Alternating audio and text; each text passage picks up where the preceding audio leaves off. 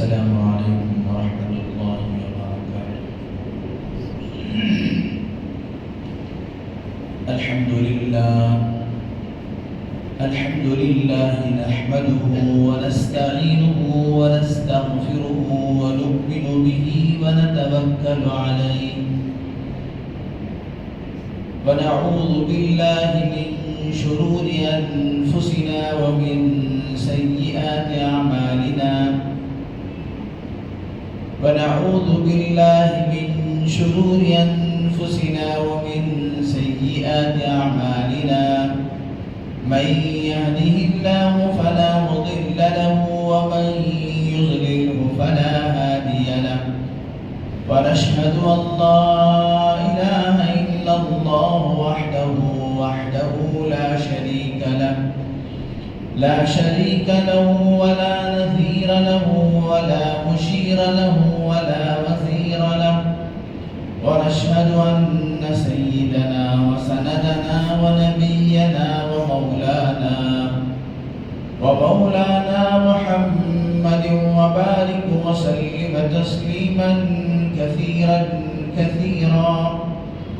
أرسله الله تعالى بين يدي الساعة بشيرا ونذيرا وداعيا إلى الله بإذنه وسراجا منيرا. أما بعد فقد قال الله تبارك وتعالى في القرآن المجيد والفرقان الحميد: أعوذ بالله من الشيطان الرجيم بسم الله الرحمن الرحيم. ألا إن أولياء الله لا خوف عليهم ولا هم يحزنون الذين آمنوا وكانوا يتقون. وقال تعالى: يا أيها الذين آمنوا اتقوا الله وكونوا مع الصادقين. وقال نبينا صلى الله عليه وسلم: من آذى لي وليا فقد آذنته بالحق، أو كما قال صلى الله عليه وسلم. سبحانك لا علم لنا إلا ما علمتنا إنك أنت العليم الحكيم. رب اشرح لي صدري ويسر لي أمري واحلل عقدة من لساني يفقه قولي. اللهم صل على سيدنا مولانا محمد في أول كلامنا. اللهم صل على سيدنا مولانا محمد في أوسط كلامنا. اللهم صل على سيدنا مولانا محمد في آخر كلامنا. हर किस्म की तमाम तारीफ़ें, तमाम बड़ाइयाँ और बुजुर्गियाँ खुदाए रब्बुल जलाल के लिए जिसकी खुदाई में कोई शरीक नहीं, वह अकेला परवरदिगार है। उसका कोई साज़ी और हमसर नहीं, वह हमेशा से और हमेशा रहे। हर पल हर लम्हा करोड़ हा करोड़ अनगिनत लातादाद दरूद व सलाम इमामुल अंबिया खातिमुन नबिय्यीन सय्यिदुल मुरसलीन रहमतुल लिल आलमीन हज़रत मुहम्मदुर रसूलुल्लाह सल्लल्लाहु अलैहि वसल्लम। या रब्बि सल्लि व सल्लिम दाइमन अबदा अला हबीबिका खैरिल खल्क़ि कुल्लिहिम। मुअज़्ज़िज़ सामईन इकराम, फर्जंदान इस्लाम, बहुत ही काबिल क़द्र बुजुर्गों और दोस्तों, खुतबे के दौरान मैंने कुरान मजीद की मुख्तसर से 2 आयतों की तिलावत किया और एक हदीस पाक पढ़ने का शर्फ हासिल किया। पहली आयत करीमा जिसके अंदर अल्लाह जल्ल शानुहु इरशाद फरमाते हैं: अला इन्ना औलिया अल्लाहि ला खौफुन अलैहिम वला हुम यहज़नून। सुनो, जो अल्लाह के दोस्त और अल्लाह के वली होते हैं نہ ان کو دنیاوی زندگی کے اندر کوئی غم ہوتا ہے اور نہ ہی وہ آخرت میں حزن و ملال کے اندر ہوتے. اور پھر اللہ تبارک و تعالیٰ نے ولایت کے لیے 2 شرطیں بیان فرمائی. الذین آمنوا وکانوا یتقون، جو اللہ کے ولی کہلاتے ہیں، اللہ کے دوست کہلاتے ہیں، وہ لوگ ہوتے ہیں جو اللہ پر ایمان رکھتے ہیں اور تقوی کی زندگی گزارتے ہیں. دوسری آیت کریمہ میں اللہ جل شانہ ارشاد فرماتے ہیں الذین آمنوا وکانوا یتقون. یا ایھا الذین آمنوا یا ایھا الذین آمنوا اتقوا اللہ وکونوا مع الصادقین. اے ایمان کے رکھنے والوں، اللہ سے ڈرو اور سچوں کے ساتھ ہو جاؤ جو اللہ کے نیک ہوتے ہیں، متقی پرہیزگار لوگوں کے ساتھ ہو جاؤ. اللہ جل شانہ جب کسی بات کا حکم فرماتے ہیں تو اس کے اندر حکمت یہ ہوتی ہے، اس لیے کہ اللہ تبارک و تعالی حکیم بھی ہیں اور اللہ تبارک و تعالی حاکم بھی ہیں. یعنی اللہ تعالیٰ حکم بھی فرماتے ہیں اور اس حکم کے اندر اللہ تبارک و تعالیٰ کی بڑی حکمتیں بھی ہوتی ہیں. جب اللہ تبارک و تعالیٰ تقوی کو اختیار کرنے کا حکم فرماتے ہیں تو اس کا مطلب یہ ہے کہ بندہ مومن تقوی اختیار کر سکتا ہے، وہ اپنی زندگی کو تقوی والی زندگی بنا سکتا ہے. اللہ تبارک و تعالیٰ کوئی ایسا حکم بندوں کو نہیں دیتے جس کو وہ کر نہیں سکتے. اللہ تبارک و تعالیٰ ایسے ہی احکام کے اپنے بندوں کو مکلف بناتے ہیں جس کے کرنے کی ان کے اندر طاقت و قوت ہوتی ہے. اور پھر اللہ تبارک و تعالیٰ آگے ارشاد فرمایا وَكُونُوا مَعَ الصَّادِقِينَ، سچوں کے ساتھ ہو جاؤ، اچھوں کے ساتھ ہو جاؤ. چنانچہ ہر زمانے کے اندر اللہ تبارک و تعالیٰ نے اپنے خاص اور مخصوص بندوں کی ایک جماعت کو رکھتا ہے تاکہ ان کی صحبت میں رہ کر اور ان کے ساتھ زندگی گزار کر ہم بھی اچھے اور نیک بن جائیں. اللہ تبارک و تعالیٰ نے حضرات انبیاء علیہ السلام کے سلسلے کو ختم فرمایا، لیکن اولیاء اللہ ہر زمانے کے اندر ہوا کرتے ہیں. حضرت مولانا حکیم اختر صاحب رحمۃ اللہ علیہ فرماتے ہیں کہ اللہ تبارک و تعالیٰ نے جب سچوں کے ساتھ صحبت رکھنے کا حکم فرمایا تو اس کا مطلب یہ ہے کہ ہر زمانے کے اندر اللہ کے سچے بندے، اللہ کے برگزیدہ بندے رہتے ہیں. اللہ تبارک و تعالیٰ نے جب حکم فرمایا ہے اپنے کلام مقدس میں، اللہ کا کلام قیامت تک رہنے والا ہے، اور اللہ تبارک و تعالیٰ نے اس کلام میں جب فرمایا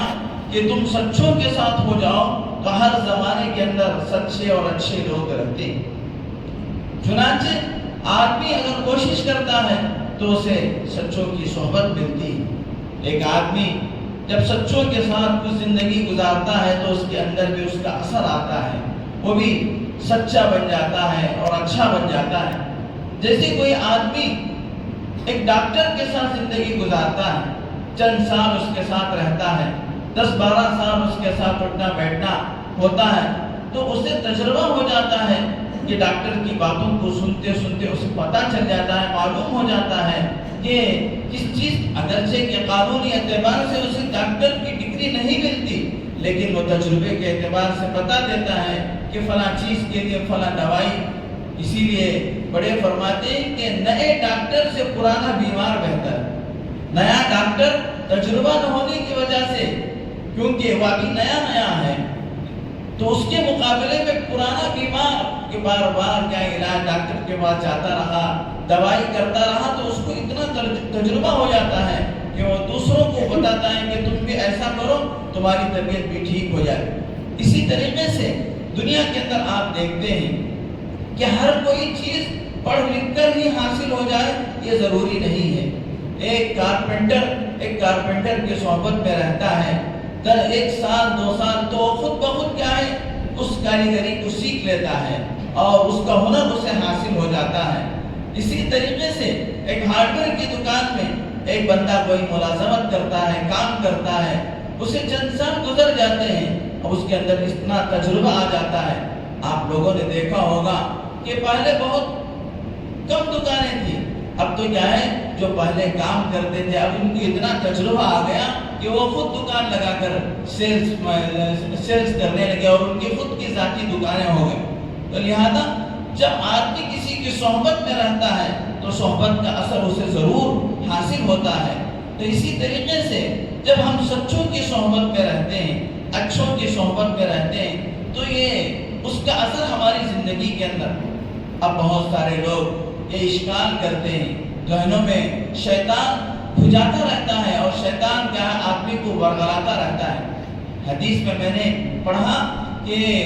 اللہ تبارک و تعالیٰ نے ایک شیطان کو پیدا کیا، اس کا نام ولاحان ہے، اور اس کا کام ہی کیا ہے انسانوں کو شک میں اور کیا ہے ایسی ویسی چیزوں میں مبتلا کرنا اور انسانوں کو وسوسوں کے اندر مبتلا کرنا اور دل میں خلش پیدا کرنا۔ چنانچہ لوگ کہتے ہیں کہ پہلے زمانے میں تھے بھی اولیاء، اب کہاں ہیں؟ پہلے زمانے میں بڑے بڑے اللہ والے تھے، اب کہاں ہیں؟ اب ہم کہاں سے جنید بغدادی کو لائے؟ اب ہم کیا ہیں حسن بصری کو کہاں سے لائے؟ تو لوگ کہتے ہیں کہ اس زمانے میں کہاں ہیں؟ تو حضرت مولانا مفتی شفیع صاحب مفتی اعظم پاکستان اپنی کتاب کے اندر لکھتے ہیں تو پہلے زمانے میں آپ کو پیور گھی ملتا تھا اور پہلے زمانے میں آپ کو پیور کیا ہے چیزیں ملتی تھی، لہذا اب زمانے میں آپ کو کیا ہے پیور نہیں مل رہی ہیں تو کیا آپ کھانا چھوڑ دیں گے؟ پیور گھی نہیں مل رہا ہے، اس لیے کیا اب اس زمانے میں گھی نہیں خرید رہے ہیں، اور اچھا چاول آپ کو پہلے زمانے میں ملتا تھا، اب آپ کو ویسا چاول نہیں مل رہا ہے تو کیا آپ چاول کھا کر یا اس زمانے میں چاول خریدیں گے نہیں، کھائیں گے نہیں، یا کھانا پینا چھوڑ دیں گے، چیزوں کا استعمال کرنا چھوڑ دیں گے؟ حالانکہ ابھی بھی لوگ آج کے زمانے کی چیزیں، آج کے زمانے کا تیل، آج کے زمانے کا چاول، آج کے زمانے کے دال اور ایسی چیزیں استعمال کر کے ماشاءاللہ لوگ زندگی گزار رہے ہیں اور اپنی صحت بنائے ہوئے ہیں۔ اگر ہم یہ کہیں کہ پہلے زمانے جیسے بزرگ ہم کو نہیں ہیں، پہلے زمانے جیسے اللہ والے نہیں ہیں، تو حضرت مفتی شفیع صاحب رحمۃ اللہ علیہ فرماتے ہیں جب تم پہلے زمانے کے بزرگوں کو چاہتے ہو تو پہلے زمانے ہی میں پیدا ہونی چاہیے تھا۔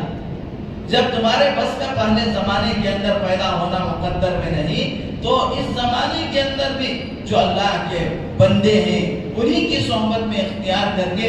آپ اپنی زندگی کی اصلاح کریں تو اللہ تبارک و تعالیٰ ہماری زندگی کو بھی اللہ تعالیٰ پار کر دیں گے اور اللہ تعالیٰ کامیاب فرمائیں گے۔ تو اللہ تبارک و تعالیٰ نے دنیا کے اندر ہر زمانے میں اولیاء اللہ کو بھیجا اور اللہ کے نیک بندوں کو بھیجا، اس لیے اللہ تبارک و تعالیٰ نے اپنے بندوں کو حکم فرمایا قرآن مجید کے اندر یا ایھا الذین آمنوا اتقوا اللہ وکونوا مع الصادقین، اے لوگوں تم تقوی اختیار کرو اور سچے لوگوں کے ساتھ ہو جاؤ۔ اور پھر اللہ تبارک و تعالیٰ نے ان آیات کے اندر فرمایا اولیاء اللہ کی شان کیا ہوتی، اولیاء اللہ کے لیے دو چیزیں اللہ تبارک و تعالیٰ نے شرط بیان فرمائے، ایک یہ ہے کہ ان کے اندر ایمان ہو، ایمان کامل ہو، اور دوسرا یہ ہے کہ ان کے اندر تقویٰ ہو، الذین آمنوا وکانوا یتقون۔ اور پھر میرے دوستو اولیاء اللہ سے جو کرامتیں اور جو کشف جو ہوتا ہے وہ ہر ولی کے لیے کوئی ضروری چیز نہیں ہے۔ نبیوں سے جو معجزات ہوتے ہیں وہ معجزات ہر نبی سے معجزے کا صادر ہونا ضروری نہیں ہے اور ہر ولی سے کرامات کا صادر ہونا ضروری نہیں ہے۔ حضرت بایزید بستامی رحمۃ اللہ علیہ بہت بڑے اللہ والے گزرے، ان کی خدمت میں ایک آدمی سنا کہ بہت بڑے اللہ والے ہیں، بہت بڑے اللہ کے ولی ہیں، تو لہذا ان کی خدمت میں ایک آدمی آ کر ٹھہرا، حضرت کے پاس 3 سال ٹھہرا رہا، اور 3 سال ٹھہرنے کے بعد اس نے دیکھا کہ ان سے کوئی کرامت ہی ظاہر نہیں ہو رہی ہے، کوئی عجوبہ ہی ظاہر نہیں ہو رہا ہے۔ تو اس نے 3 سال کے بعد حضرت سے کہا کہ حضرت میں اب آپ سے رخصت ہو رہا ہوں، میں اپنے گھر جا رہا ہوں۔ حضرت نے فرمایا کیوں بھائی کیا بات ہے؟ اس نے کہا کہ حضرت میں ایک مقصد کے لیے آیا تھا، آج وہ میرا مقصد پورا نہیں ہو رہا ہے تو میں واپس جا رہا ہوں۔ حضرت نے اس سے پوچھا کہ بھائی کیا مقصد تھا تمہارا؟ اس نے کہا کہ میں نے آپ کا بہت چرچا سنا تھا کہ آپ بہت بڑے اللہ والے ہیں، آپ بہت بڑے ولی ہیں، میں سن کر سمجھا کہ آپ سے کشف و کرامات ظاہر ہوں گے، تو ان چیزوں کو دیکھنے کے لیے میں آیا تھا۔ تو حضرت نے فرمایا کہ بھائی میں کشف و کرامات والا تو نہیں ہوں، آپ جا سکتے ہیں، لیکن جانے سے پہلے مجھے یہ بات بتاؤ کہ آپ 3 سال میرے پاس ٹھہرے رہے، ان 3 سالوں میں کوئی چیز مجھے اللہ کے حکم کے خلاف کرتے ہوئے دیکھا؟ اللہ تبارک و تعالیٰ کے جو فرائض ہیں، جو نمازیں ہیں، اللہ تبارک و تعالیٰ نے جو احکام فرض فرمائے ہیں، ان فرض احکام کے اندر کوئی کوتاہی مجھ سے آپ نے دیکھا ہو تو بتا دیجیے۔ بہت مہربانی ہوگی کہ آپ اللہ کے فرائض میں کوئی کوتاہی کرتا ہوا مجھے پایا ہو تو آپ اس کی اطلاع دیجیے، آپ اسے مجھے بتا دیجیے۔ اور اسی طریقے سے نبی پاک حضرت محمد رسول اللہ صلی اللہ علیہ وسلم کی بہت ساری سنتیں ہیں، سونے کی سنتیں ہیں، جاگنے کی سنتیں ہیں، کھانے پینے کی سنتیں ہیں، بہت ساری سنتیں ہیں۔ ان سنتوں میں سے کسی سنت کے خلاف مجھے کرتے ہوئے آپ نے دیکھا ہو تو مجھے بتا دیں کہ میں تاکہ اپنی اصلاح کروں۔ وہ آدمی نے کان پکڑ کر کہا کہ حضرت 3 سال میں آپ کی خدمت میں رہا، لیکن کوئی ایک چیز بھی میں نے خلاف شریعت آپ کے اندر نہیں دیکھی، میں نے خلاف شریعت کوئی چیز آپ کے اندر نہیں دیکھا، اور خلاف سنت کوئی کام آپ کرتے ہوئے میں نہیں دیکھا۔ آج ہم کیا سمجھتے ہیں کہ ایسی ویسی کرامتیں ظاہر ہو جائیں، جبکہ بہت سارے ایسے لوگ ہوتے ہیں کہ ان کو پاکی کیا چیز ہے معلوم نہیں، لیکن ہم ان کو بزرگ سمجھ کر بیٹھے ہیں، کیونکہ وہ ایسے ویسے چیزوں کو ظاہر کر کے لوگوں کو گمراہ کرتے ہیں۔ حالانکہ اللہ تبارک و تعالیٰ نے قرآن مجید میں ولایت کی 2 ہی شرطیں بیان فرمائی ہیں، ولایت اور بزرگی کے لیے اور اللہ کا ولی بننے کے لیے 2 چیزوں کی شرط اللہ نے لگائی۔ ایک یہ ہے کہ اس کے اندر ایمان ہو، دوسرا ہے کہ اس کی زندگی کے اندر تقویٰ ہو۔ تو حضرت بایزید بستامی رحمۃ اللہ علیہ نے اس آدمی سے جس نے ان کی صحبت میں 3 سال رہا اور کوئی کشف و کرامت ان سے ظاہر نہ ہونے پر وہ واپس جا رہا تھا، حضرت نے پوچھا کہ بھائی اتنا بتا دیں کہ میری زندگی میں کوئی اللہ کے حکم کے خلاف کوئی بات دیکھی ہو، یا نبی پاک حضرت محمد الرسول اللہ صلی اللہ علیہ وسلم کی سنت کے خلاف کوئی مجھے کام کرتے ہوئے دیکھا ہو۔ اس نے کہا کہ حضرت میں نے 3 سالوں میں کوئی نماز آپ کو چھوڑتے ہوئے نہیں دیکھا، کوئی سنت آپ کو چھوڑتے ہوئے نہیں دیکھا۔ تو اس وقت حضرت بایزید بستامی رحمۃ اللہ علیہ نے کہا کہ الاستقامت فوق الکرامہ، اللہ کے احکام پر نبی پاک حضرت محمد الرسول اللہ صلی اللہ علیہ وسلم کی سنتوں پر جم جانا اور اس پر ثابت قدمی کے ساتھ رہ جانا، یہ کرامت سے بڑھ کر، یہ کشف و کرامت سے بڑھ کر ہے۔ چنانچہ حضرت شیخ عبد القادر جیلانی رحمۃ اللہ علیہ، جن کے واقعات میں نے گزشتہ جمعہ آپ حضرات کے سامنے بیان فرمایا، حضرت شیخ عبد القادر جیلانی رحمۃ اللہ علیہ اتنے پائے کے بزرگ، اتنے بڑے اللہ والے، اتنے اللہ تبارک و تعالیٰ نے ان کو بہت ساری خوبیوں سے نوازا تھا۔ شیطان ان کو بہکانے کے لیے آئے، اور آنے کے بعد اس نے ایک ایسا ماحول بنایا شیطان کہ چاروں طرف سے ہر کونے سے آواز آئے۔ اس طریقے سے اس نے مائک سسٹم بنایا شیطان، اللہ نے اسے بڑی طاقت دے رکھا ہے۔ چنانچہ اس نے حضرت شیخ عبد القادر جیلانی رحمۃ اللہ علیہ سے کہا کہ آپ اللہ کے اتنے محبوب ہو چکے ہیں، آپ اللہ کے نزدیک اتنے مقبول ہو چکے ہیں، میں اللہ تم سے بات کر رہا ہوں، میں اللہ تم سے بات کر رہا ہوں، تمہاری عبادات میرے نزدیک اتنے قبول ہو گئے کہ اب تم کو کوئی عبادت کرنے کی ضرورت۔ ملک بن کر لوگ بیٹھے رہتے ہیں، نمازیں نہیں پڑھتے اور منہ تک نہیں دھوتے، بہت دور سے بدبو آتی رہتی ہے اور اپنے آپ کو ملک کہتے رہتے ہیں۔ حالانکہ اسلام کے اندر پاکی، صفائی، ستھرائی اور نمازوں کی پابندی، اللہ کا ڈر، اللہ پر ایمان، یہ اشد ضرورت ہے۔ حضرت شیخ عبد القادر جیلانی رحمۃ اللہ علیہ ایسے بڑے پائے کے بزرگ، ان کو گمراہ کرنے کے لیے شیطان نے چاروں طرف سے ہر کونے سے آواز آ رہی ہے کہ میں اللہ تم سے بات کر رہا ہوں، تم نے ہماری ایسی عبادت کر لیے ہیں کہ اب تم کو کوئی عبادت کرنے کی ضرورت نہیں۔ وہ حضرت شیخ عبد القادر جیلانی رحمۃ اللہ علیہ جہاں پر تصوف کے اعلیٰ مقام پر تھے، وہیں پر اللہ تبارک و تعالیٰ نے ان کو بہت اونچا علم بھی عطا فرمایا۔ حالانکہ بہت بڑے عالم و محدث تھے اس زمانے کے اندر، حضرت شیخ عبد القادر جیلانی رحمۃ اللہ علیہ سے بڑا کوئی عالم نہیں تھا، لیکن اتنا سب کچھ ہونے کے باوجود ان کے اوپر تصوف کا غلبہ زیادہ تھا۔ جیسے حضرت امام اعظم ابو حنیفہ رحمۃ اللہ علیہ بہت بڑے فقیہ اور بہت بڑے عالم ہونے کے ساتھ ساتھ بہت بڑے اللہ کے ولی تھے، بہت بڑے اللہ کے ولی تھے کہ حضرت امام اعظم ابو حنیفہ رحمۃ اللہ علیہ انہوں نے جس مسجد کے اندر نماز پڑھا کرتے تھے، جس مسجد کے اندر نماز پڑھا کرتے تھے، واقعہ کتابوں میں لکھا ہے اس مسجد کے اندر ایک بوڑھا آدمی اپنے نواسے کو لے کر اس مسجد میں جایا کرتا تھا،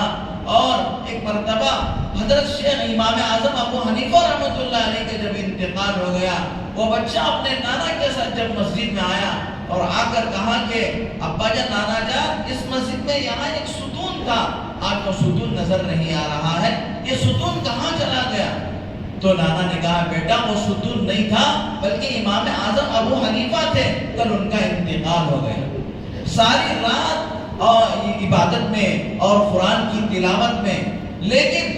امام اعظم ابو حنیفہ رحمۃ اللہ علیہ وقت کے اتنے بڑے ولی ہونے کے باوجود ان کے اوپر تفقہ اور ان کے اوپر علم کا غلبہ غالب تھا، جس کی وجہ سے وہ امام اعظم کہلائے۔ جیسے حضرت شیخ عبد القادر جیلانی رحمۃ اللہ علیہ وقت کے بہت بڑے عالم محدث، ہزاروں حدیثیں اور ہزاروں مسائل انہوں نے بیان کیے ہیں، لیکن ان کے اوپر تصوف کا غلبہ غالب تھا، جس کی وجہ سے شیخ عبد القادر جیلانی رحمۃ اللہ علیہ کو ہر کوئی کیا ہے تصوف کے لائن سے پہچانتا ہے کہ وہ بہت بڑے ولی تھے، لیکن صرف ولی نہیں تھے بلکہ وقت کے بہت بڑے عالم تھے۔ چنانچہ انہوں نے دیکھا کہ یہ آواز جو مجھے آ رہی ہے کہ تم کو آج سے نمازیں معاف ہیں،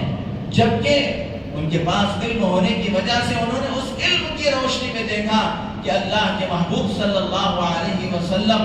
اللہ کے سب سے زیادہ چہیتے، اللہ تبارک و تعالیٰ ایک جگہ میں تو یہ فرمایا گیا آپ نہ ہوتے تو کچھ بھی نہ ہوتا، آپ کے وجہ سے اللہ تبارک و تعالیٰ نے اس پوری کائنات کو پیدا فرمایا ہے، آپ نہ ہوتے تو کچھ بھی نہ ہوتا، نہ دنیا کا تصور ہوتا، نہ جنت و جہنم کا تصور ہوتا، نہ فرشتوں کا تصور ہوتا،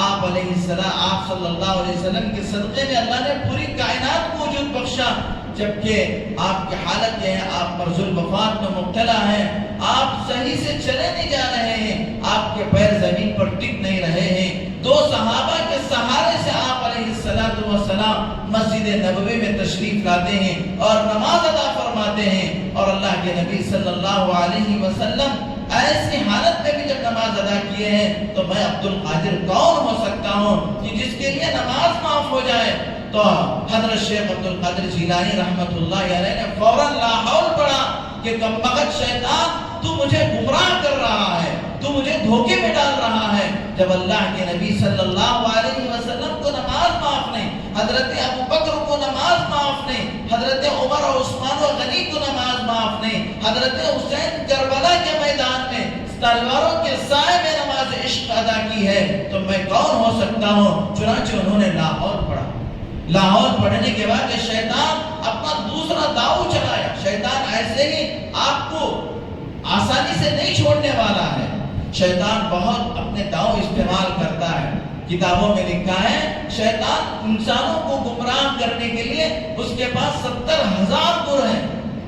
70,000 طریقے ہیں، اس کے پاس بہت سارے ٹکس ہیں کہ وہ کس طریقے سے، اور اس میں سے میرے دوستوں بڑی عجیب بات یہ ہے کہ 60,000 طریقے جو وہ عبادت کے لیے سے آدمی کو کیا ہے اپنے آپ کو بہت بڑا بنا کر میں تو حاجی ہوں، میں تو نمازی ہوں، میں تو بڑا ذکر کرتا ہوں، وہ کیا کرتے ہیں دل کے اندر اتنی سی بات آ جائے، وہ مولانا کیا کرتے ہیں، وہ حاجی صاحب کیا کرتے ہیں، میں اتنا ذکر کرتا ہوں۔ اگر آدمی اپنے شیخ کے بغیر، اپنے کسی بڑے کی نگرانی کے بغیر آدمی عبادات و اعمال کرتا ہے تو شیطان اس کو تکبر کے لائن سے گمراہ کر دیتا ہے، بڑائی کے راستے سے اسے گمراہ کر دیتا ہے۔ اس کے اندر عجب پیدا ہو جاتا ہے، تکبر پیدا ہو جاتا ہے، جس کی وجہ سے میرے دوستو ذرا برابر اگر ہمارے دل کے اندر عجب آ جاتا ہے، تکبر آ جاتا ہے، ہمارا پورا کیا کرایا دھرے کا دھرے رہ جاتا ہے۔ اللہ تبارک و تعالیٰ تکبر کو بالکل پسند نہیں فرماتا۔ چنانچہ حضرت شیخ عبد القادر جیلانی رحمۃ اللہ علیہ نے کہا کہ کمبخت تو مجھے گمراہ کر رہا ہے، جب امام الانبیاء کے لیے نماز معاف نہیں، جب صحابہ کے لیے نماز معاف نہیں، جب مجھ سے بڑے تابعین تبع تابعین گزرے ان کے لیے نماز معاف نہیں، تو میرے لیے نماز کیسے معاف ہو سکتی ہے؟ شیطان نے دیکھا کہ اس طریقے سے یہ گمراہ نہیں ہو سکے تو اس نے دوسرا داؤ چلایا حضرت شیخ عبد القادر جیلانی پر۔ اتنے بڑے امام پر جب ایسے داؤ وہ چلا سکتا ہے تو میرے دوستو ہم اور تم کیا اس کے سامنے کوئی حیثیت نہیں رکھتے؟ چنانچہ اس نے کہا عبد القادر جیلانی تم نے اپنے علم کی وجہ سے بچ گئے، تو اپنے علم کی وجہ سے بچ گئے، ورنہ میں آپ کے پاس آنے سے پہلے 70 اولیاء کو گمراہ کر کے آیا۔ اس نے کہا آپ اپنے علم کی وجہ سے بچ گئے۔ تو اس نے کہا حضرت شیخ عبد القادر جیلانی رحمۃ اللہ علیہ نے کہا کمبخت جاتے جاتے یہاں بھی ڈک مار کر جا رہا ہے، میں اپنے علم کی وجہ سے نہیں بچا بلکہ اللہ کی مدد سے میں نے بچا، اللہ کی مدد اور اللہ کی نصرت کی وجہ سے میں نے بچا۔ اسی طریقے سے ایک شمس الدین کبریٰ ایک بہت بڑے اللہ والے گزرے، امام رازی رحمۃ اللہ علیہ کے استاد امام رازی رحمۃ اللہ علیہ کا جب انتقال ہو رہا تھا اس وقت شیطان ان کے پاس آیا، اور عام طور پہ شیطان نزع کی حالت میں آتا ہے، جب آدمی کا وقت قریب ہوتا ہے ایسے وقت میں آ کر شیطان اسے گمراہ کرنے کی کوشش کرتا ہے۔ امام رازی رحمۃ اللہ علیہ جن کی تفسیر رازی بہت بڑی کتاب ہے، بڑی کتابیں انہوں نے لکھے ہیں، بہت بڑے امام ہیں، تو ان کے پاس شیطان آیا اور آ کر ان سے پوچھا کہ تم اللہ کو جو ایک مانتے ہو اس کی کیا دلیل ہے؟ اللہ کو ایک ماننے کی تمہارے پاس کیا دلیل ہے؟ حضرت امام رازی رحمۃ اللہ علیہ نے شیطان کو 100 دلیلیں پیش کیے کہ میں اس وجہ سے اللہ کو ایک مانتا ہوں، میں اس وجہ سے اللہ کو ایک مانتا ہوں، اور وہ اتنا بڑا عالم ہے شیطان کہ ان کی 100 دلیلوں کو بھی اس نے توڑ دیا۔ 100 دلیلیں وہ پیش کیے کہ میں اللہ کو ایک ماننے کی یہ وجہ ہے، یہ دلیل ہے، تو اس نے ان کی 100 دلیلوں کو بھی توڑ دیا۔ اب امام رازی رحمۃ اللہ علیہ کا آخری وقت ہے، پریشان ہیں، چنانچہ ان کے جو شیخ تھے شمس الدین کبریٰ، ان کا نام ہے نجم الدین کبریٰ، ان کو پتہ چلا، اللہ والوں کو پتہ چلا۔ اس لیے میرے دوستو اللہ والوں کی صحبت کا فائدہ اللہ تبارک و تعالیٰ ضرور ظاہر فرماتے ہیں۔ چنانچہ نجم الدین کبریٰ ان کو کشف ہوا کہ امام رازی کی حالت اس طریقے سے ہے، شیطان ان کو داؤ پر ان کے پیچھے پڑا ہوا ہے اور ان کے ایمان کو داؤ پر لگایا ہوا ہے۔ تو شمس الدین یا نجم الدین کبریٰ وضو فرما رہے تھے، وضو کا لوٹا انہوں نے پھینکا اور اس کے چھینٹے امام رازی پر پڑے، اور اس کے بعد نجم الدین کبریٰ کہا اے امام رازی تم یہ کیوں نہیں کہتے کہ میں بغیر دلیل کے اللہ کو ایک مانتا ہوں؟ اللہ کو ایک ماننے کے واسطے مجھے کسی دلیل کی ضرورت نہیں ہے، میں بغیر دلیل کے اللہ کو ایک مانتا ہوں۔ اس کے بعد امام رازی رحمۃ اللہ علیہ نے شیطان سے کہا کہ میں اللہ کو بغیر دلیل کے ایک مانتا ہوں، اللہ کو ماننے کے لیے مجھے کسی دلیل بتانے کی ضرورت نہیں ہے، وہ میرا پروردگار ہے۔ اور اس کے بعد انہوں نے کلمہ شہادت پڑھا، ان کا انتقال ہو گیا۔ تو چنانچہ شیخ عبد القادر جیلانی رحمۃ اللہ علیہ کے پاس آیا اور آ کر کہا کہ تم اپنے علم کی وجہ سے بچ گئے۔ حضرت شیخ نے کہا میں اپنے علم کی وجہ سے نہیں بلکہ اللہ نے مجھے بچایا جس کی وجہ سے میں بچ گیا۔ ایسے بڑے شیخ حضرت شیخ پیران پیر محبوب سبحانی حضرت شیخ عبد القادر جیلانی رحمۃ اللہ علیہ، لیکن میرے دوستو جب ان کے پاس ان کے بہت سارے شاگردوں کا مجمع تھا، شاگردوں نے ان کی بڑی تعریفیں کی اور ان کے بارے میں بہت کچھ کہا کہ حضرت آپ کی وجہ سے اللہ نے اتنا فیض دنیا کے اندر عام فرمایا اور آپ نے فلاں فلاں کام کیے، آپ نے اتنے لوگوں کو ایمان میں داخل کیا۔ تو حضرت شیخ عبد القادر جیلانی رحمۃ اللہ علیہ آنکھوں سے آنسو ان کے نکل پڑے اور کہا بھائی یہ سب کچھ کیا ہے؟ کچھ نہیں ہے، اگر میں اپنے ایمان کے ساتھ سلامتی کے ساتھ قبر میں پہنچ جاؤں تو یہی میرے لیے نجات، یہی میری نجات ہے۔ اگر ایمان سلامت نہیں رہا، یہ سب کچھ جو کیا کرایا ہے وہ دھرے کا دھرے رہ جائے گا۔ ایمان قبر تک ایمان کو لے جانا یہ اصل چیز ہے۔ حضرت شیخ نے کہا کہ جو کچھ تم نے تعریفیں کر رہے ہو، جو کچھ کہے تم تعریف کے پل باندھ رہے ہو، یہ اس وقت معتبر ہوں گے جب تک کہ ایمان کے ساتھ قبر میں پہنچ جاؤں اور فرشتوں کا جو اور رب کا وہ کہیں گے تو اس کے جواب میں ربنا اللہ کہوں، اور ما دینوں کا کہیں گے تو یہ جواب دوں کہ دینی الاسلام، اور اللہ کے نبی صلی اللہ علیہ وسلم کے بارے میں پوچھیں گے تو اللہ کے نبی کے بارے میں کہوں کہ وہ میرے نبی ہیں، میرے آقا ہیں، میرے سرتاج ہیں۔ میرے دوستو، اللہ تبارک و تعالیٰ نے جو ہمیں زندگی دیا ہے، اس زندگی کو بنانا ہے اور اس کے اندر تقوی پیدا کرنا ہے، اس کے اندر اللہ کا ڈر پیدا کرنا ہے۔ قریب میں ہمارے بہت بڑے اس وقت کے بہت بڑے اللہ والے محبوب العلماء والصلحاء حضرت پیر ذوالفقار صاحب نقشبندی دامت برکاتہ قریب میں رشیا کے ایک سفر میں گئے ہوئے تھے۔ رشیا جو اب پہلے کیا ہے، اس رشیا کے اندر 70 سال تک کمیونزم تھا۔ اللہ کا نام لینا وہاں جرم تھا، اللہ کا نام لینا، نماز پڑھنا، یہاں تک کہ اگر کسی گھر کے اندر قرآن کا کوئی نسخہ مل جاتا تو اس پورے گھر کو لاک کر دیا جاتا اور اس گھر کے سارے افراد کو جیل میں ڈال دیا۔ اللہ کا فضل، جیسے 70 سال کے بعد رشیا آزاد ہوا اور وہاں پر کیا ہے پھر سے نہ اذانوں کی آواز گونجنے لگی اور مسجدیں آباد ہوئے، تو حضرت شیخ پیر ذوالفقار صاحب نقشبندی دامت برکاتہ رشیا کے علاقے میں گئے اور وہاں جا کر حضرت نے مسجد کے اندر نماز پڑھنے کے بعد لوگوں کو معلوم ہوا کہ ایک بڑے بزرگ آئے ہوئے ہیں، تو وہی مسجد کے پڑوس میں ایک بوڑھی عورت رہا کرتی تھی، تقریباً اس بوڑھی عورت کی عمر 100 سال تھی۔ اس بوڑھی عورت نے لوگوں سے یہ کہہ کر بھیجا کہ حضرت شیخ سے میں بات کرنا چاہتی ہوں، ان سے میں گفتگو کرنا چاہتی ہوں اور ان سے میں کچھ دین کے سوالات پوچھنا چاہتی ہوں۔ حضرت نے بھی دیکھا کہ 70 سال 100 سال کی بوڑھی ہے، اور ایسے زمانے میں جبکہ کمیونزم کا زمانہ تھا، اللہ کا نام لینا جرم تھا، ایسے وقت میں بھی یہ عورت دین پر قائم رہی، اللہ کے دین پر قائم رہی، استقامت کے ساتھ رہی، تو اس کا ایمان کتنا اونچا ہوگا اور وہ کتنے پائے کی ولیہ ہوگی۔ چنانچہ اس عورت اس بڑھیا کے پاس گئے، وہ بڑھیا بھی کیا پردے میں ایک تخت پر بیٹھی اور اس نے اپنے سر پر پلو ڈالا ہوا تھا۔ حضرت شیخ پیر ذوالفقار صاحب نقشبندی دامت برکاتہم بھی ایک کنارے میں ایک تخت پر بیٹھے، گفتگو ہوئی، بات چیت ہوئی، بہت سارے اس نے دین کی باتیں اور کمیونزم کے زمانے میں کس طریقے سے مسلمانوں پر تکلیفیں اور مسلمانوں کو اذیتیں پہنچائی گئی، وہ تمام باتیں ہوئے۔ اس کے بعد حضرت پیر صاحب نے اس عورت سے یہ دعا کی درخواست کی کہ بندے کے لیے دعا فرما دیجیے۔ اللہ والوں کی خوبیاں ہوتی ہیں، اتنے بڑے اللہ والے ہونے کے باوجود اس بڑی عورت سے انہوں نے دعا کی درخواست کی کہ دعا کر دی، میرے لیے دعا کر دیجیے۔ میرے دوستو، اس بوڑھی نے جو حضرت پیر صاحب کے لیے دعائیا جو کلمات کہے، اس پر مجھے اور آپ کو غور کرنے کی ضرورت ہے۔ اس بوڑھی نے کہا کہ اللہ تمہارا ایمان سلامت رکھے۔ اللہ اکبر! ایک اتنا بڑا شیخ ساری دنیا کے اندر